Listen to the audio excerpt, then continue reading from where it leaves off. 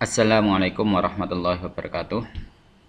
A'udzubillahi minasyaitonirrajim. Bismillahirrahmanirrahim. Alhamdulillahilladzi yahdina bi taufiqihi wa hidayatihi. Wa asyhadu an la ilaha illallah wahdahu la syarikalah wa asyhadu anna Muhammadan abduhu wa rasuluhu la nabiyya ba'dah. Amma ba'd.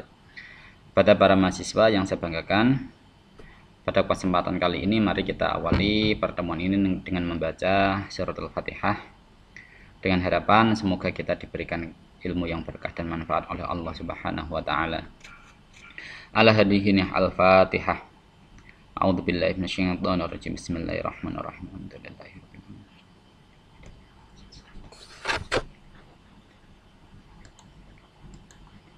Oke, terima kasih. Gimana kabarnya? Baik ya. Oke. Dalam kesempatan kali ini saya akan menjelaskan terkait dengan konteks sosiologis proses kanonisasi hadis. Jadi setelah kita mempelajari terkait dengan kedudukan sahabat dalam periwayatan hadis serta kedudukan para tabi'in dalam periwayatan hadis, dalam hal ini sebelum saya memasuki pada wilayah mukharijnya, saya akan menjelaskan terlebih dahulu terkait dengan konteks sosiologis yang sangat mempengaruhi proses kanonisasi hadis. Nah, hal ini saya mendasarkan pada tulisan dari Jonathan Brown ya, yang berjudul terkait dengan The Transmission and Collection of Prophet Tradition. Jadi di sini Jonathan Brown sudah menjelaskan terkait dengan bagaimana proses kanonisasi hadis ini melalui berbagai macam tahapan transmisi. Tahapan transmisi. Jadi ketika hadis ini mulai dimunculkan, itu memang belum ada yang namanya transmisi hadis. Jadi transmiternya atau perawi-perawinya itu belum pada ada. Nah, kemudian pada abad ketiga baru untuk mengklarifikasi seluruh berita yang beredar saat itu, dia menggunakan namanya perawi. Sammu rijalakum, siapa perawi Anda? Nah, rangkaian perawi inilah yang kemudian disebut sebagai sanad. Nah, ketika sanad ini sudah teridentifikasi sebagai sanad yang otentik, benar, maka di sini disebut sebagai hadis sahih. Ya, kalau kalian sudah pernah belajar tentang ilmu mustalahul hadis, pasti akan tahu bagaimana syarat atau kriteria dari hadis sahih itu. Kan yang paling pertama itu kan harus berdasarkan pada kualitas sanad, baru kematan, kan begitu. Nah, pokoknya rangkaian sanad itu ya, seluruh transmiternya dalam proses transmisi hadis itu itu semuanya otentik, maka hadis bisa dipertanggungjawabkan. Dia sebagai hadis sahih. Nah, gitu. Ini yang diakui oleh kelompok Sunni. Ada tambahan lagi dari kelompok Syi'i, ada tambahan diriwayatkan oleh Ahlul Bait. Nah, ini kalau di dalam Syi'i. Kalau di dalam hadis Sunni, dia memang dari 5 kriteria itu sendiri. Nah, itu. Nah, kenapa kok kemudian para perawi ini menjadi penting dalam kajian hadis? Ya, seperti saya terangkan sejak awal, hadis ini kan memang dia berusaha untuk menggambarkan kehidupan Nabi. Jadi hadis ini termasuk berita-berita terkait dengan kehidupan Nabi itu semuanya. Sehingga proses pembawaan berita ini yang kemudian harus dilacak. Apalagi para pembawa berita ini dianggap sebagai pewaris, ya, pewaris Nabi. Al ulama warasatul anbiya. Nah, begitu. Makanya di sini disebut inheriting the prophet's authority. Jadi ada sebuah pewarisan terkait dengan keotoritasan para otoritas Nabi. Jadi mulai dari sahabat, kemudian turun lagi ke tabi'in, kemudian turun lagi ke tabi'in dan seterusnya hingga pada mukharij, dia ini memegang otoritas dari Nabi itu sendiri. Jadi kan ya memang kita berusaha untuk meniru apa yang dilakukan oleh Nabi terkait dengan kehidupan Nabi. Maka mau tidak mau kita harus berangkat dari siapa perawi hadis itu. Nah, perawi-perawi inilah yang kemudian dia itu sebagai pewaris otoritas kenabian. Di situ. Jadi diktum al ulama warasatul anbiya, ya memang seperti itu. Jadi para perawi ini dia yang akan memegang otoritas itu. Nah, kalau ternyata para perawi ini tidak memiliki kredibilitas, maka otoritas dia sebagai pewaris kenabian dipertanyakan. Kalau dipertanyakan, otomatis hadis yang diriwayatkan ini tidak sampai dalam tahap atau ke dalam taraf hadis sahih. Nah, paling rendah maudhu, nah, palsu. Nah, kan begitu. Paling rendah maudhu, palsu. Nah, ini siapa saja yang memiliki peran di sini? Banyak sekali, itu disebutkan ada beberapa orang, termasuk Al-Qasim bin Muhammad bin Abu Bakar. Ya, ini termasuk cucu, grandson of the first Khalifah, cucunya Abu Bakar. Ya, terus ada Sa'id bin Musayyab, ada lagi Abu Hurairah, ada lagi Abdullah bin Mas'ud. Nah, ini dia posisi menyebar. Jadi para sahabat Nabi ini dan juga para tabiinnya ya, itu memang awalnya beliau menetap di tempat yang sama. Misalkan katakanlah di Madinah sebagai sentral dari kekuasaan Islam kala itu. Namun ketika mereka sudah mulai disebar, misalkan ke Kufah ada Abdullah bin Mas'ud, kan begitu. Terus ada di Madinah Malik bin Anas, Imam Malik ya. Terus ada lagi di Irak, misalkan ada Alqamah bin Qais, ya. Terus ada di mana lagi nih? Nah, ini mereka inilah yang kemudian menjadi martir-martir atau sebagai apa ya? Kalau dalam bahasa nganu ini penyebar riwayat itu, ya, penyebar riwayat itu. Kemudian dia mulai menyebar. Karena apa? Karena dia itu yang memegang otoritas terkait dengan bagaimana kehidupan Nabi. Nah, ini kemudian disebar menggunakan pakai otoritas itu. Dia itu di sana tidak hanya sebagai mufti, terkadang memang dia itu sebagai gubernur. Misal Abdullah bin Mas'ud.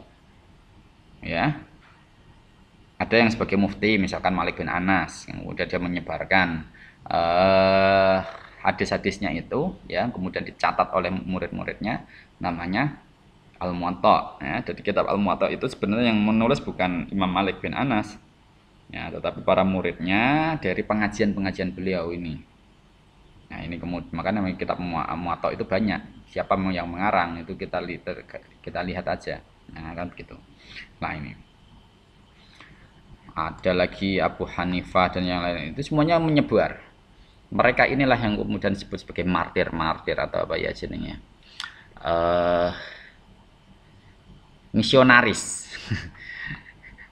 Ya, corongan ki apa ya, dai. Nah, caranya dai dia yang memiliki otoritas terkait dengan bagaimana kehidupan Nabi. Dia yang kemudian meriwayatkan kepada masyarakat-masyarakat yang ia singgahi, termasuk di tempat-tempat yang ia singgahi itu ya seperti Kufah, Basrah, Madinah dan yang lain-lain. Lah di sana ternyata dalam perkembangannya terbagi menjadi dua. Di satu sisi ada yang dia memang berpegang teguh pada narasi teks hadis itu sendiri. Itu namanya sebagai ahlul hadis, disebut sebagai ahlul hadis. Ya, ini ahlul hadis, partisan of hadis, termasuk Ahmad bin Hambal di Baghdad. Ya, ada Ahmad bin Hambal. Imam Syafi'i itu termasuk orang yang dianggap sebagai orang yang memperjuangkan teks hadis ini. Kenapa kok sampai segitunya, Pak? Karena sebelumnya itu ada Imam Abu Hanifah. Imam Abu Hanifah ini dianggap sebagai ahlul ra'yi. Jadi ketika dia mencoba untuk memahami hadis yang ia dapatkan, kemudian dia mau menyampaikan kepada orang lain atau masyarakat saat itu, karena dia memiliki otoritas, dia mencoba untuk merasionalisasi teks hadis itu sendiri. Seperti kasus kenapa ada hadis ahad yang kemudian yang meriwayatkan bahwa Nabi sholat itu menggunakan sedekap, sementara praktik di Madinah itu ternyata Nabi para umatnya itu menggunakan irsalul yad. Nah, ini bagi Imam Abu Hanifah ini sesuatu yang irasional. Kenapa ada satu riwayat sementara praktik di Madinah yang dimana Nabi hidup di situ, mereka berinteraksi langsung dengan Nabi, kenyataannya malah justru tidak melakukan sebagaimana narasi hadis tadi, malah justru berkebalikan. Nah ini kan menjadi sebuah realitas yang memang terjadi ketimpangan, anomali antara teks dan realitas. Antara teks dan realitas yang berbeda. Nah ini kemudian Imam Abu Hanifah disebut sebagai ahlul ra'yi. Jadi respon adanya ahlul hadis ya yang dianggap sebagai naswirus sunnah itu atas ketidaknyamanan mereka ketika melihat banyak orang yang kemudian mengabaikan teks itu, karena memang sejak awal otoritas hadis itu memang dipegang dari transmisi sanad itu sendiri, tapi pada kenyataannya oleh Imam Abu Hanifah ditolak, nggak bisa seperti itu. Karena pada praktiknya di masyarakat ternyata seperti yang lain, hadisnya sedekap, tapi mereka malah justru irsalul yad, jelojorkan tangan. Nah ini kan menjadi sebuah ketimpangan. Nah ini kemudian terjadi perdebatan antara ahlul ra'yi dan ahlul hadis. Mereka semuanya cuma sama-sama sebagai perawi atau transmitter dari hadis itu sendiri. Hanya saja dari mereka ini kemudian ada beberapa kritikus hadis yang sama sekali tidak menerima atau menolak atau bahkan menjarah perawi-perawi yang dalam tanda kutip rasional seperti Imam Abu Hanifah. Maka cek saja ketika periwayat Abu Hanifah cenderung lebih sedikit daripada periwayat dan dari Imam Ahmad bin Hanbal. Ahmad bin Hanbal banyak ya, apalagi ada kitabnya itu sudah sangat terkenal, bagian dari Kutubut Tis'ah, Musnad Ahmad bin Hanbal. Sementara kitabnya Imam Abu Hanifah tidak begitu dikenal. Nah ini otoritas masing-masing ini sudah berbeda, sekalipun mereka itu sama-sama memegang otoritas terkait dengan periwayatan hadis. Hanya saja otoritasnya berbeda. Karena apa? Karena tadi sudah terpecah menjadi ahlul ra'yi dan ahlul hadis. Nah ini yang sangat membedakan. Di situ paham ya. Jadi sampai saat ini ternyata memang pemegang otoritas dalam periwayatan hadis ini sangat berbeda. Hal ini kalau memang mau ditarik lebih jauh lagi, ini memang ada kaitannya dengan perkembangan ilmu kalam, di mana ilmu kalam ini dipengaruhi oleh kasus atau persaingan politis saat itu ya. Nah, kalau mau lebih lanjut nanti diskusi secara offline saja, ya kita diskusi langsung ketemu. Nah di situ.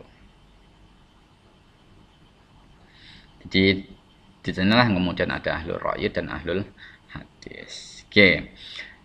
Nah,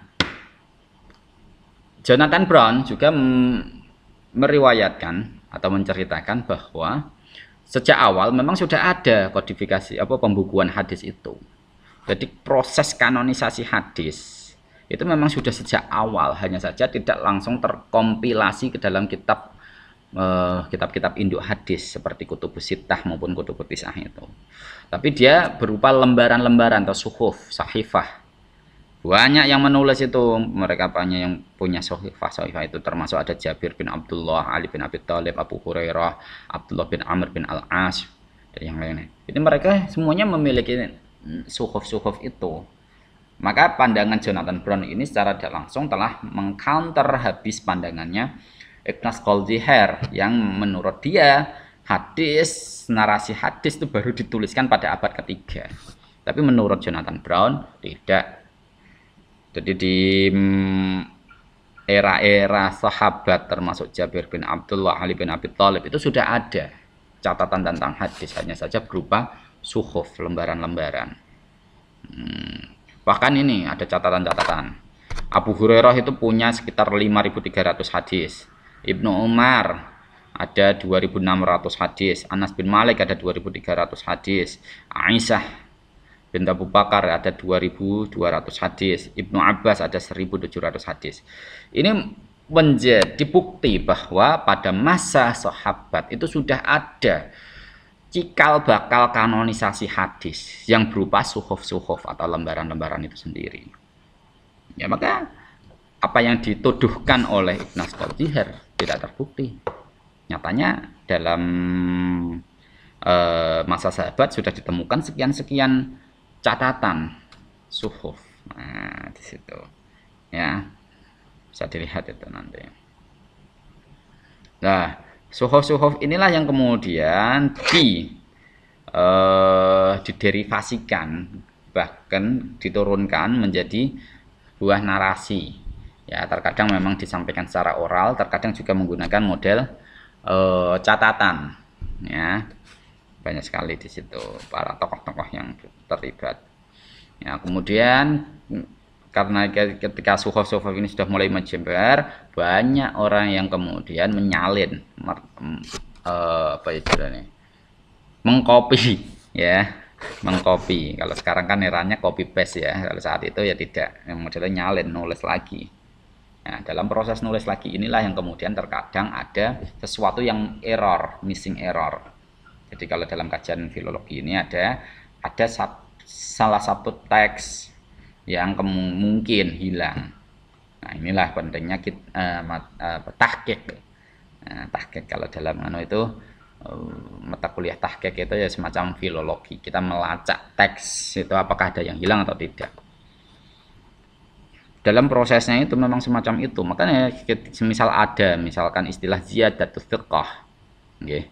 Ini memang ada catatan tambahan dari periwayat itu sendiri, yang dimana tidak ditemukan dalam periwayat sebelumnya. Nah, ini namanya ziyadatus thiqah. Kan begitu. Ada lagi yang pengurangan, ya, seperti itu. Nah, ini yang kemudian menjadi menarik ya dalam problem penulisan hadis. Nah, tapi saat itu sudah ada bukti otentik berupa suhuf-suhuf. Intinya itu saja. Jadi kalau kita berbicara terkait dengan tradisi orientalism atau apa, di mana mereka itu berbasis pada kajian filologi dan sejarah, mau tidak mau setidaknya suhuf-suhuf yang ditulis oleh para sahabat tadi, ya suksesor kompanionnya Nabi dan beberapa tabiinnya atau suksesornya Nabi ini memiliki catatan. Nah, itu bisa menjadi bukti. Loh, sana catatannya kok.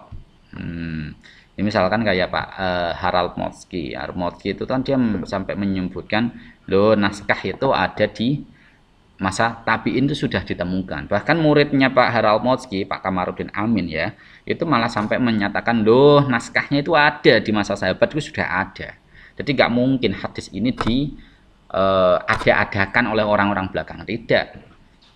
Jadi tuduhan Goldjiher salah, nggak bisa seperti itu. Soalnya pada masa Nabi sudah ada suhuf-suhuf,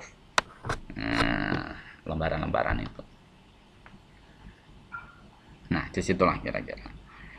Oh, akhirnya ketika suhuf-suhuf itu mulai menyebar, banyak beberapa khalifah, ya, pemegang tampuk kekuasaan, misalkan kayak Umar bin Abdul Aziz. Ini kemudian dia melihat, ini nampaknya harus ada semacam kodifikasi hadis. Kalau memang tidak seperti itu, ya bisa saja nanti terkait dengan kehidupan Nabi itu akan punah. Maka Umar bin Abdul Aziz memerintahkan ke beberapa ajudannya atau bawahannya untuk mengumpulkan suhuf-suhuf tadi, termasuk ada Ibnu Syihab Az-Zuhri, ya. Jadi namanya itu Muhammad bin Syihab Az-Zuhri. Ini dia itu sebagai tangan kanan Khalifah Umar bin Abdul Aziz dalam mengkanonisasi hadis. Jadi ini mulai direkod atau direkam pada masa dinasti Umayyah. Nah, itu mulai ditulis, bahkan terkadang ada beberapa para perawi yang dia tidak ingat persis teksnya, namun substansi dari teksnya itu kemudian masih ingat, sehingga mau tidak mau dia harus menarasikan dengan bahasanya sendiri. Nah, inilah yang kemudian disebut sebagai riwayah bil makna. Riwayah bil makna ini kalau kita berbicara terkait dengan otentisitas teks, memang teksnya tidak otentik. Kenapa? Karena itu memang sudah narasi dari perawi itu sendiri. Tetapi substansi dari teks itu memang diambilkan dari Nabi. Nah, ini itu yang terjadi, ada riwayah bil makna. Nah, inilah petanya seperti ini. Jadi kita bisa melihat Ini rodok miring ya, nggak apa-apa ya. Nah, ada Mekah, ada Madinah, ada Basrah, ada Wasit, ada Kufah, ada Syria, ada Mesir. Siapa saja tokoh-tokoh yang berperan? Ada Az-Zuhri, Amr bin Dinar. Terus kemudian di Madinah ada Malik bin Anas, ada Muhammad bin Ishaq. Mekah ada Ibnu Juraij dan Ibnu Uyainah. Di Basrah itu ada Qatadah bin Di'amah, ada Yahya bin Hathir. Di Basrah ada Sa'id bin Arubah, Hamad bin Salama, Abu Awana. Kufah ada Abu Ishaq al-Asabi'i, Sulaiman bin Mihran al-A'mas, ada Sufyan al-Thawri. Terus di Syria ada al-Auza'i, di Mesir ada al-Laith bin Sa'ad. Nah ini terjadi pada sekitar tahun 700. Jadi ini persis ketika Nabi masih hidup, bahkan Nabi mulai meninggal. Jadi mendekati masa-masa Nabi. Nah, setelah itu agak jauh di masa tabi'in ya, tahun 800-an. Nah, ini baru ada misal Yahya bin Sa'id al-Qattan, ada Abdurrahman bin Mahdi, Yahya bin Az-Zaidah dan yang lain-lain ya. Ada juga muncul lagi seperti Ibnu Hambal, Ahmad bin Hambal ya, kitab musnadnya itu tadi. Yahya bin Ma'in, ada Ibnu Abi Syaibah. Ibnu Ma'in ki Yahya bin Ma'in namanya ya. Ibnu Abi Syaibah ya, ada kitab musnafnya ya di Baghdad itu. Ada Abi Ali Al-Madini, ada Muhammad Bundar di Basrah, ada Ishaq bin Ruwaihi di mana ini? Di Nisabur, ada Qutaibah bin Sa'id di Balkh. Ya, ini sekitar abad tahun 850. Ada kemudian pada tahun 870-an lah ini baru muncul seorang mukharrij. Ada Imam Al-Bukhari, ada An-Nasa'i, ada Muslim, Nisabur, Muslim, Imam Muslim ya. Ada Abu Dawud, ada At-Tabari, ada Ibnu Hatim Al-Razi ya. Nah ini jadi semuanya ini memiliki peran penting dalam proses kodifikasi dari hadis itu sendiri, atau yang disebut kanonisasi hadis. Nah mereka ini ketika melacak hadis ya, selain dia memang memiliki otoritas dalam wilayah itu, dia juga memiliki kedekatan dengan para penguasa saat itu ya, termasuk kayak Ibnu Syihab Az-Zuhri tadi. Dia memang tangan kanannya Umar bin Abdul Aziz. Nah dia sinilah kemudian yang, jadi kalau bukan dia ya banyak riwayat-riwayat yang kemudian ditolak. Seperti itu, banyak riwayat dari mereka yang ditolak.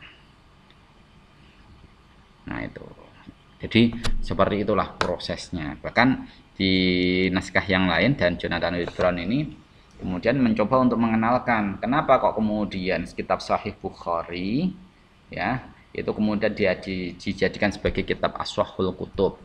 Ini atas peran siapa? Apakah memang sejak awal sudah ada konsensus dari ulama yang menyatakan Imam Bukhari ini adalah orang yang paling teliti dalam mengkodifikasi hadis, sehingga kitabnya menjadi Ashahul Kutub, bahkan dinobatkan sebagai rujukan kedua setelah Al-Quran. Dalam catatan Jonathan Wild ini ya, malah justru narasi tentang karyanya Imam Al-Bukhari menjadi kitab Al-Jami' As-Sahih, bahkan As-Sahihul Kutub, ini malah justru 100 tahun kemudian, jadi 1 abad setelah beliau meninggal. Atas peran siapa? Al-Hakim An-Nisaburi. Jadi Al-Hakim saat itu dia punya kekuasaan, jadi dia itu punya otoritas di situlah. Dia itu juga mengajar di beberapa madrasah, termasuk madrasah Nidhamiyah. Madrasah saat itu ya coro negene ya apa ya, UI ya. UI, Universitas Indonesianya di daerah Baghdad lah. Jadi madrasah Nidhamiyah itu termasuk gede di situ. Nah, Al-Hakim An-Nisaburi ini dia mencoba untuk mengkompilasi hadis berdasarkan syarat yang diajukan oleh Imam Al-Bukhari. Makanya dia kemudian merumuskan kitab yang namanya Al-Mustadrak ala Sahihain. Jadi kitab-kitab yang ditulis di situ itu sudah diukur sesuai dengan ukuran yang dirumuskan oleh Imam Al-Bukhari. Nah, setelah itu mulai kitabnya digunakan di sekolahan Nidhamiyah tadi. Mau tidak mau, kitab Al-Jami' As-Sahih Imam Bukhari dan Imam Muslim ini kemudian juga dipakai di madrasah itu atau di kampus itu, mulai dipakai. Ya, sehingga ketika kita berbicara terkait dengan bagaimana ini konteks sosiologisnya, iya memang. Jadi hadis dalam kitab Sahih Bukhari itu baru mulai terkenal 1 abad setelah beliau meninggal, ketika naskah itu mulai diperkenalkan di kampus. Jadi contohnya gampang gini loh, misalkan saya punya kitab hadis. Kitab hadis ini kalau saya tidak mulai menyebarkan atau mengenalkan kepada khalayak, mungkin kitab saya tidak begitu terkenal, bahkan saya sendiri terkubur, tidak terkenal kan gitu. Tetapi ketika kitab itu digunakan oleh banyak orang, kemudian itu menjadi sebuah rujukan utama, sehingga wacana-wacana keislaman ya berdasarkan dari narasi dalam kitab itu sendiri. Nah, mau tidak mau ya saya terkenal. Bahkan sekalipun saya sudah tiada, saya akan tetap terkenal. Seperti itulah. Nah, ini jadi prosesnya sebagai eksistensinya di situ. Jadi karena memang Imam Al-Hakim tadi, Al-Hakim An-Nisaburi itu menyatakan saya atau kitab hadis ini yang saya tulis itu menurut aturan main dari kitab Al-Bukhari. Nah, disinilah yang kemudian dia mulai terkenal. Imam Bukhari mulai terkenal. Jadi konteksnya seperti itu. Jadi tidak langsung seketika langsung kitab yang paling sahih di siapa. Kemudian ada ijma' ulama langsung menentukan Bukhari. Tidak seperti itu. Tetapi bagaimana karya beliau ini kemudian dikembangkan oleh seseorang dan diperkenalkan di kampus yang cukup besar, di mana nanti masing-masing alumninya tadi juga akan mengajarkan kitab yang sama. Sehingga mau tidak mau narasi tentang Sahih Al-Bukhari semakin luas, semakin dikenal oleh masyarakat. Sehingga lambat laun, mau tidak mau, Imam Bukhari lah yang paling kuat dalam kajian kritik hadis. Nah, ini konteksnya seperti itu. Ini yang dicatatkan oleh siapa ini tadi, Jonathan Webb Brown. Tapi setidaknya ketika dia mencoba untuk menjelaskan terkait dengan bagaimana proses definisi, dia tidak, Jonathan Webb Brown ini tidak serta-merta kemudian dia skeptis seperti Goldziher, tidak. Ya, tapi dia tetap melihat real, karena memang di lapangan ditemukan banyak suhuf terkait dengan catatan hadis. Sebenarnya saya mau melanjutkan lagi terkait dengan bagaimana konsep musnad era